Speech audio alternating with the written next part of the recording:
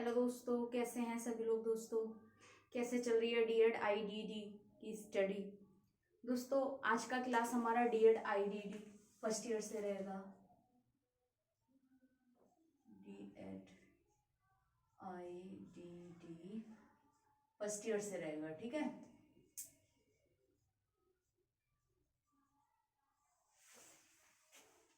Course name introduction to disability. Unit है हमारा 1.2, concept meaning and definition handicap impairment disability, ठीक है।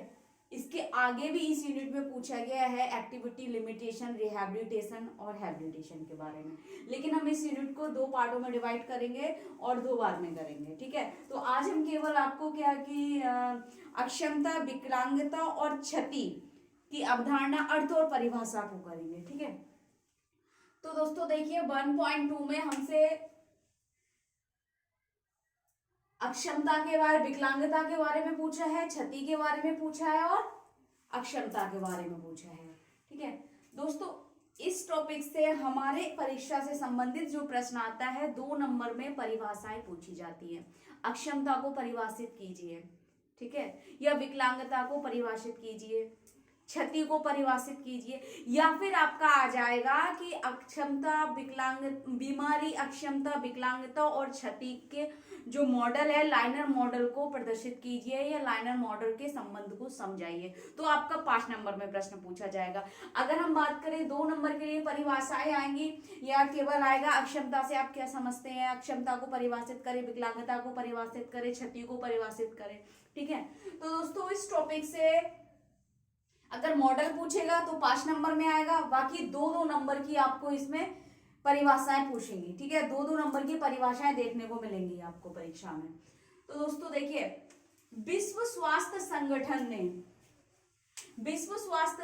ने 1980 में क्षति, अक्षमता और विकलांगता के बारे में सबसे पहले क्षति, अक्षमता एवं विकलांगता के अंतरराष्ट्रीय वर्गीकरण में प्रकाशित किया, ठीक है। यानी कि कह रहे हैं विश्व स्वास्थ्य संगठन WHO, वर्ल्ड हेल्थ ऑर्गेनाइजेशन ने 1980 में क्षति को, अक्षमता को और विकलांगता के बारे में सबसे पहले क्षति, अक्षमता और विकलांगता के अंतरराष्ट्रीय वर्गीकरण, ठीक है, अंतरराष्ट्रीय वर्गीकरण में प्रकाशित किया। इनका संबंध एक लाइनर मॉडल पर आधारित है, यानी कि इनका जो संबंध है एक लाइनर मॉडल पर आधारित है, और यह लाइनर मॉडल है बीमारी, क्षति, अक्षमता और विकलांगता, ठीक है।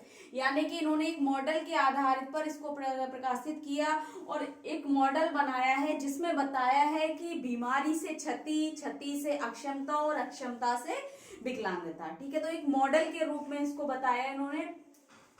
और देखिए दोस्तों, इसमें एक चीज ध्यान रखना, 5 नंबर में आएगा तो आपसे इस तरीके से प्रश्न पूछा जाएगा कि क्षति, अक्षमता और विकलांगता के अंतरराष्ट्रीय वर्गीकरण प्रकाशित किए गए एक संबंध मॉडल को समझाइए, ठीक है। तब आपको लाइनर मॉडल बताना होगा उसमें 5 नंबर में, जिसमें आपको क्षति की, बीमारी की, अक्षमता की, विकलांगता का अर्थ बताते हुए, परिभाषा करते हुए उसके बारे में आपको समझाना होगा, ठीक है। और अगर 2 नंबर में आपकी परिभाषा आती है तो आपसे सीधा पूछेगा कि क्षति को परिभाषित कीजिए या अक्षमता को परिभाषित कीजिए, विकलांगता को परिभाषित कीजिए, इस तरीके से आएगा, ठीक है। अब देखिए दोस्तों, इस मॉडल के अकॉर्डिंग हमने क्या करना है, बीमारी को भी यहाँ देखना है, जबकि हमारे यूनिट में बीमारी के बारे में नहीं कहा गया है, केवल हैंडीकैप, इम्पेयरमेंट और डिसेबिलिटी की बात की है। लेकिन अगर मॉडल की बात की जाती है तो मॉडल को पूरा समझाया जाएगा, आपको मॉडल के बारे में उसको बताना होगा, ठीक है। तो देखिए दोस्तों, मॉडल के अनुसार देखिए, सबसे पहले बताया गया है डिसीज के बारे में, ठीक है। बीमारी एक सामान्य प्रक्रिया है। क्या है? बीमारी एक सामान्य प्रक्रिया है। यह व्यक्ति के शरीर को कुछ समय के लिए ही प्रभावित करती है, यानी कि बीमारी से क्या होता है, व्यक्ति कुछ समय के लिए प्रभावित होता है और बाद में क्या एक सामान्य प्रक्रिया में आ जाता है और उसका शरीर जो है स्वस्थ हो जाता है। बीमारी केवल शारीरिक रूप से प्रभावित करती है, जिसमें उसको क्या हो जाता है कि कहीं ना कहीं उसको कुछ कार्य करने में समस्या आने लगती है और बाद में क्या है, वह पुनः स्थिति में पहुंच जाता है। तो कह रहे हैं कि बीमारी एक सामान्य प्रक्रिया है, यह व्यक्ति के शरीर को कुछ समय के लिए प्रभावित करती है और कुछ ही कार्य इससे प्रभावित होते हैं। कुछ ही कार्य से मतलब हो गया कार्य करने की इच्छा ना करना, ऐसा नहीं है सक्षम हो गया, इच्छा ना करना या असमर्थ होना, ठीक है, कर नहीं पा रहा है, ठीक है, या हम कह सकते हैं उससे हो नहीं पाएगा, ठीक है। तो कुछ ही कार्य इससे प्रभावित होते हैं सही चिकित्सा सेवा की सहायता से, यानी कि अगर सही मेडिकल सर्विसेज उसको मिल जाए, सही मेडिकल हेल्प मिल जाए, या हम कह सकते हैं या उसको दवाइयाँ मिल जाए या अच्छे से मेडिसिन उसको एक उसका ट्रीटमेंट हो जाए, तो कह रहे हैं कि सही चिकित्सा सेवाओं की सहायता से इसे पूर्ण रूप से ठीक किया जा सकता है। यहाँ पर कुछ चीजों पे आप ध्यान देंगे दोस्तों कि बीमारी को क्या है कि पूर्ण रूप से ठीक किया जाता है, अगर उसको सही चिकित्सा और सेवा मिल जाए तो उसे पूर्ण रूप से ठीक किया जा सकता है, पहली चीज।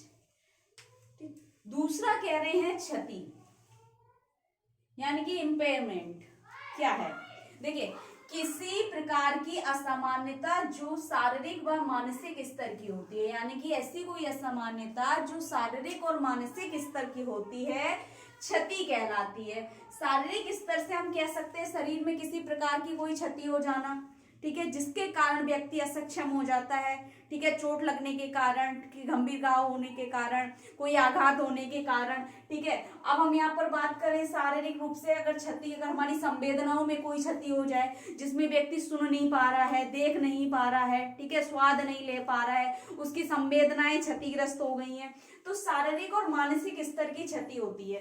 कह रहे हैं किसी प्रकार की असामान्यता, ठीक है, शारीरिक व मानसिक स्तर की होती है वह क्षति कहलाती है।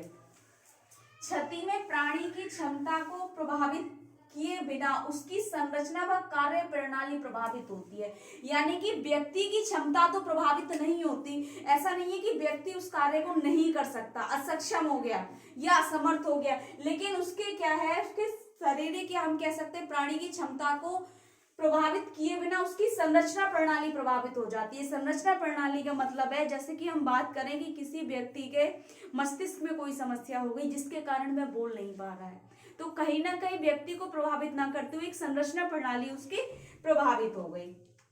तो यहाँ पर उदाहरण के रूप में कहा है किसी व्यक्ति का रेटिना क्षतिग्रस्त होता है, यानी कि उसकी आंख का रेटिना क्षतिग्रस्त हो गया, उसकी दृष्टि क्षति हो जाती है, यानी कि अगर रेटिना में कोई प्रॉब्लम हुई तो उससे क्या हुआ, उसकी दृष्टि जो देखने की शक्ति थी वो उसमें क्षति हो गई, ठीक है।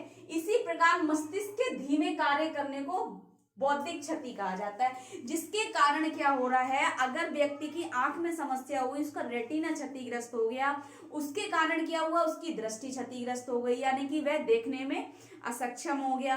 अब देखने में जब वो असक्षम क्षति हो गई उसकी, तो उससे क्या कारण हुआ कि वो जो कार्य कर पा रहा था अपने आंखों के माध्यम से देखने से, जिस कार्य को कर पा रहा था, कहीं ना कहीं उसकी बौद्धिक स्तर पर उसको समस्या हो रही है। कह रहे हैं बौद्धिक क्षति कहा जाएगा अगर अगर उसका मस्तिष्क धीमा कार्य करेगा या कार्य नहीं कर पाएगा, क्योंकि वह देख नहीं पाएगा तो समझ नहीं पाएगा तो उस कार्य को करने में असक्षम हो जाएगा या असमर्थ हो जाएगा। तो कह रहे हैं रेटिना क्षतिग्रस्त हुआ तो उसकी दृष्टि क्षतिग्रस्त हो गई, और इसी प्रकार मस्तिष्क के धीमे कार्य करने को बौद्धिक क्षति कहा जाता है। कहीं ना कहीं रेटिना क्षतिग्रस्त होने से व्यक्ति मस्तिष्क के बौद्धिक क्षति से ग्रस्त हो गया, ठीक है। तो यहाँ पर देखिए दोस्तों, बीमारी ठीक हो रही थी लेकिन यहाँ पर उसको एक समस्या हुई जहां रेटिना क्षतिग्रस्त होने के कारण उसकी दृष्टि में समस्या आई और व्यक्ति क्या हो गया, बौद्धिक क्षति से ग्रस्त हो गया। फिर कह रहे हैं डिसेबिलिटी, यानी कि अक्षमता। क्षति के परिणाम स्वरूप सामान्य व्यक्ति की तरह क्रियाकलापों को करने में बाधा या क्षति को अक्षमता कहते हैं। जैसे कि अभी मैंने आपको ऊपर बताया, रेटिना क्षतिग्रस्त होने से व्यक्ति की रोशनी चली गई आंखों की, और जिसके कारण मस्तिष्क जो है कार्य करना उसने कम कर दिया या धीमा कर दिया, और कहीं ना कहीं उसका परिणाम क्या हुआ कि व्यक्ति का मानसिक रूप से असक्षम हो गया या बौद्धिक रूप से असक्षम हो गया। तो कह रहे हैं क्षति के परिणाम स्वरूप, यानी कि रेटिना क्षति, रेटिना में उसका क्षति, आंख में उसकी क्षतिग्रस्त हुई थी, उसकी आंख जो थी उसकी दृष्टि क्षतिग्रस्त हुई थी, जिसके कारण बौद्धिक क्षति उसमें आ गई व्यक्ति में। तो वही कह रहे हैं कि क्षति के परिणाम स्वरूप, ठीक है, क्षति के परिणाम स्वरूप सामान्य व्यक्ति की तरह, कि क्षति के परिणाम स्वरूप एक व्यक्ति सामान्य व्यक्ति की तरह क्रियाकलाप नहीं कर पा रहा है या क्रियाकलापों को करने में बाधा आ रही है, तो उस स्थिति को अक्षमता कहा जाता है या अक्षमता कहते हैं। अक्षमता कार्य को करने में कमी या रुकावट को दर्शाती है, यानी कि अक्षमता क्या है, अगर कोई व्यक्ति अक्षम है तो क्या है, उसके कार्य करने में कमी या रुकावट पैदा करती है, ठीक है, जो सामान्य तौर पर अपेक्षित है। उदाहरण के रूप में कहा गया है मस्तिष्क का ब्रोकास क्षेत्र एवं गले से संबंधित क्षेत्र क्षतिग्रस्त होने से बोलने संबंधी अक्षमता हो, यानी कि मस्तिष्क का ब्रोकास क्षेत्र क्या था और उसका गले से संबंधित क्षेत्र क्षतिग्रस्त हो गया, ठीक है, तो उसके कारण क्या हुआ, उसको बोलने संबंधी समस्या होगी। हम कह सकते हैं इस मतलब लैंग्वेज की उसे समस्या हो गई, ठीक है, बाक और बाड़ी की दोनों की समस्या हो गई। जिस रूप से अगर हम बात करें कि बोलने में असमर्थ हो गया, बोलने में असक्षम हो गया, संप्रेषण करने में असक्षम हो गया, ठीक है। हैंडीकैप क्या है दोस्तों, देखिए विकलांगता। विकलांगता उस दशा को कहा जा सकता है जो क्षति एवं अक्षमता के कारणों से उत्पन्न होती है।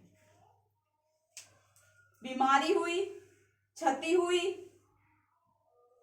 अक्षमता हुई।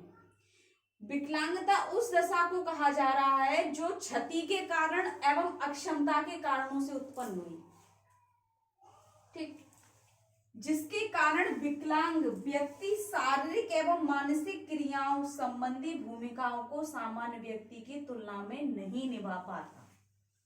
तो विकलांगता का पहले तो बीमारी को ठीक किया गया, लेकिन क्षति जब हो गई तो क्षति के कारण व्यक्ति क्या हुआ, वो आंख उसकी क्षतिग्रस्त हो गई, रोशनी उसकी यानी कि दृष्टि उसकी क्षतिग्रस्त हुई, उसके कारण व्यक्ति देखने में असक्षम हो गया। जब वह व्यक्ति देखने में असक्षम हो गया तो कहीं ना कहीं वह पुनः स्थिति में नहीं आ पाया। जब देखने में असक्षम हो गया तो वह एक विकलांगता का रूप धारण कर लिया उसने, ठीक है, यानी कि व्यक्ति क्या हो गया, दृष्टि बाधित या दृष्टि विकलांग हो गया। कह रहे हैं विकलांगता उस दशा को कहा गया है जो क्षति एवं अक्षमता के कारणों से उत्पन्न होती है, जिसके कारण विकलांग व्यक्ति एक सामान्य व्यक्ति की तरह क्रियाकलापों को नहीं कर पाता या नहीं निभा पाता है। यह व्यक्ति को आयु, लिंग व सामाजिक स्तर के अनुसार कार्य करने में बाधा पहुंचाता है। उदाहरण के रूप में कह रहे हैं, यदि किसी व्यक्ति का दुर्घटनावश हाथ जल गया, यानी कि किसी भी एक्सीडेंट में व्यक्ति का हाथ जल जाता है, उसके कारण कोशिकाएं एवं ऊतक जलने से क्षतिग्रस्त हो गए, यानी कि हमारे हाथ की कोशिकाएं जो थी, ठीक है, वो क्या हो गए, क्षतिग्रस्त हो गए, ठीक है, एक्सीडेंट हुआ, जलने से कोशिकाएं और ऊतक उसके हाथ के जो थे क्षतिग्रस्त हो गए। हाथ जलने के कारण वह अपना कार्य नहीं कर पा रहा है, यानी कि कार्य करने में असक्षम हो गया, ठीक है, और यह स्थिति क्या हो गई, एक अक्षमता की स्थिति हो गई। और जब ये स्थायी रूप धारण कर लेती है, यानी कि यह स्थिति स्थायी रूप धारण कर ले और एक पुनः स्थिति में वापस ना जाए, यानी कि ये पुनः सामान्य स्थिति में ना जाए और ये स्थायी रूप धारण कर ले, अर्थात हाथ में कुछ कमी रह जाए जो पहले जैसा ना हो सके, विकलांगता कहलाती। समझ रहे हैं? तो पहले क्षति हुई उसके हाथ की, यानी कि हम कह सकते हैं हाथ जला, उसके ऊतक और कोशिकाएं हाथ की क्या हुई, क्षतिग्रस्त हो गई, जिससे व्यक्ति कार्य करने में असक्षम हो गया। अब कार्य करने में असक्षम हुआ और किसी भी कारणवश अगर व्यक्ति का हाथ पुनः स्थिति में नहीं आया और उसने उस स्थिति को स्थायी रूप धारण कर लिया तो वह विकलांगता हो जाएगी, ठीक है। तो दोस्तों इस मॉडल को इसी रूप में समझाया गया है कि बीमारी, क्षति, अक्षमता विकलांगता।